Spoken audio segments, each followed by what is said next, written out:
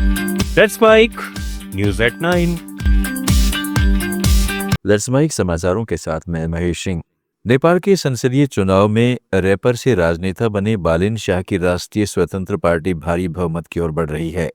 चुनाव आयोग के नवीनतम आंकड़ों के अनुसार 165 सीटों में से 161 पर गिनती पूरी होने के साथ आरएसपी ने 45 सीटें जीती हैं और 74 में आगे चल रही है। नेपाली कांग्रेस ने 4 जीती और 11 में लीड कर रही है। सीपीएन यूएमएल ने 2 जीती और 8 में आगे है। काठमांडू वैली में आरएसपी ने लगभग आधी सीटें जीती या लीड ली, तो माधेशा प्रांत में भी मजबूत प्रदर्शन किया है। पूर्व प्रधानमंत्री केपी शर्मा ओली को झापा 5 में बालिन शाह से भारी अंतर से हार का सामना करना पड़ रहा है। यहाँ बालिन 40,000 से ज्यादा वोटों से आगे हैं। यह चुनाव पिछले साल के जैन जेल विरोध प्रदर्शनों के बाद हुए पहले आम चुनाव है, जिन्होंने पारंपरिक दलों की पकड़ तोड़ी और युवा समर्थित आरएसपी को नई राजनीतिक ताकत बनाया है। परिणाम आने के साथ बालिन शाह प्रधानमंत्री पद के मजबूत दावेदार बन गए हैं। अमेरिका इजरायल के हमलों के बीच भारत में ईरान के राजदूत डॉक्टर मोहम्मद फतह अली ने कहा है कि हम ईरान के लोग साफ तौर पर कहते हैं कि इस रास्ते पर हम या तो जीत हासिल करेंगे या शहादत तक पहुंचेंगे। हमारे लिए दोनों ही सम्मान और खुशी है।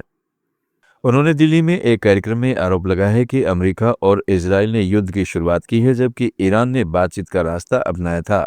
ईरान ने कभी युद्ध नहीं चाहा, लेकिन अब प्रतिक्रिया देना जरूरी हो गया है। उन्होंने दावा किया है कि हमलों में निर्दोष नागरिक, यहाँ तक कि स्कूल के बच्चे भी निशाना बने और यह अंतर्राष्ट्रीय कानून का उल्लंघन है। भारत में ईरान के सुप्रीम लीडर अयातुल्ला अली खamenei के प्रतिनिधि डॉक्टर अब्दुल मजीद हकीम इलाही ने कहा है कि कोई भी ऐसी स्थिति नहीं चाहता। हमारी स्थिति अच्छी नहीं है। हम पर यूनाइटेड स्टेट्स ने हमला किया। हमें अपना बचाव करना होगा। हम अपनी इज्जत, नैतिकता और आज़ादी के लिए कुर्बानी देते हैं। मुझे यकीन है कि ईरान का भविष्य बेहतर होगा। डॉक्टर इलाही ने ईरान और भारत के बीच गहरे ऐतिहासिक संबंधों पर कहा कि ईरान और भारत के बीच रिश्ता और दोस्ती 3000 साल पहले शुरू हुई थी। मुझे यकीन है कि हमारा रिश्ता आगे भी मजबूत और जारी रहेगा। विदेश मंत्री डॉक्टर एस जयशंकर ने हिंद महासागर को क्षेत्र की अहमियत बताया है। उन्होंने दिल्ली में रायसीना डायलॉग कार्यक्रम में कहा कि हिंद महासागर क्षेत्र एक इकोसिस्टम है, दुनिया के दूसरे हिस्सों के मुकाबले कहीं ज्यादा रिकवरी और पुनर्निर्माण प्रक्रिया में है। अलग अलग देश ऐसा कर रहे हैं, लेकिन पूरा क्षेत्र ट्रेड पैटर्न की बहाली, कनेक्टिविटी, हिंद महासागर के इस पूरे पुनर्निर्माण प्रक्रिया को पहचानने की जरूरत है।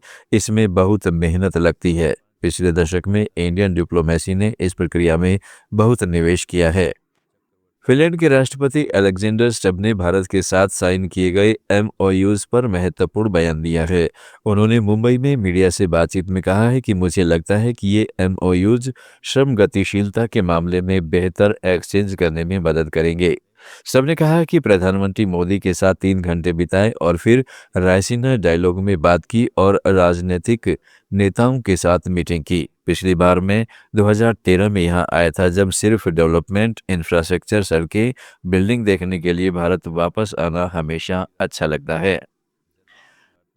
पंजाब पुलिस को अंतर्राष्ट्रीय स्तर पर बड़ी सफलता मिली है। जग्गू भगवानपुरिया गैंग से जुड़े most wanted gangster Amritpal Singh उर्फ अमृत दलम को पूर्वी यूरोप के मालदोवा बॉर्डर पर हिरासत में ले लिया गया है। यह कार्रवाई इंटरपोल के रेड नोटिस के आधार पर की गई, जो पंजाब पुलिस ने केंद्रीय एजेंसियों के साथ समन्वय कर जारी करवाया था। इस संबंध में पंजाब के डीजीपी ने सोशल मीडिया पर जानकारी साझा की है। पंजाब पुलिस के अनुसार अमृतपाल सिंह कई आपराधिक मामलों में मोस्ट वांटेड और लंबे समय से विदेशों में छिपा हुआ था। उसके खिलाफ पंजाब में हत्या, रंगदारी और संगठित अपराध से जुड़े कई मामले दर्ज बताए जा रहे हैं। पुलिस एजेंसियां लंबे समय से उसकी तलाश में जुटी हुई थी।